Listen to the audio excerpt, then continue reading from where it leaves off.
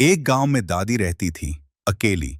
लेकिन कभी अकेली नहीं, क्योंकि उनके साथ थी गंगा, उनकी प्यारी गाय। एक दिन गांव में भयंकर सूखा पड़ा। खेत सूख गए, कुएं खाली, गंगा भूखी और दादी बेबस। दादी ने अपने गहने और पुरानी साड़ी बेची ताकि गंगा को खाना मिल सके। खुद भूखी रहीं, पर गाय को खिलाया। रात को दादी ने रोते रोते भगवान से कहा, बस एक चमत्कार हो जाए, मेरी गंगा बच जाए। अगली सुबह मत्कार हुआ, बारिश आई, खेत हरे हो गए और गंगा ने फिर से दूध देना शुरू किया। लेकिन सिर्फ दूध नहीं, सोने की बूंदें भी गिरने लगीं। दादी ने वो दूध बेचना नहीं चुना, बल्कि गांव के हर बच्चे को मुफ्त दिया। अब हर कोई उन्हें गांव की मां कहता है।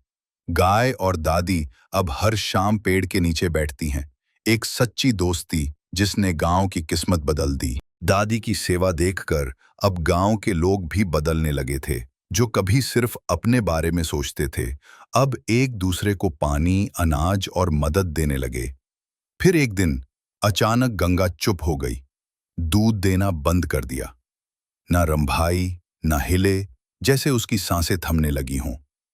दादी ने फिर आकाश की ओर देखा और कहा, हे भगवान, मेरी गंगा को मत ले जाना। पूरा गांव इकट्ठा हुआ, सबने मिलकर प्रार्थना की, पहली बार एक जानवर के लिए। अचानक गंगा ने आंखें खोली और धीरे से रंभाई। वो खड़ी हुई जैसे फिर से जी उठी हो, और अगली ही सुबह उसने फिर से दूध देना शुरू किया।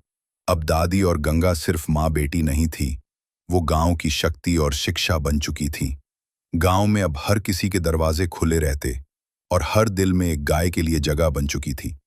सच्चा प्रेम इंसान और जानवर में फर्क नहीं देखता, वो बस दिल से जुड़ता है।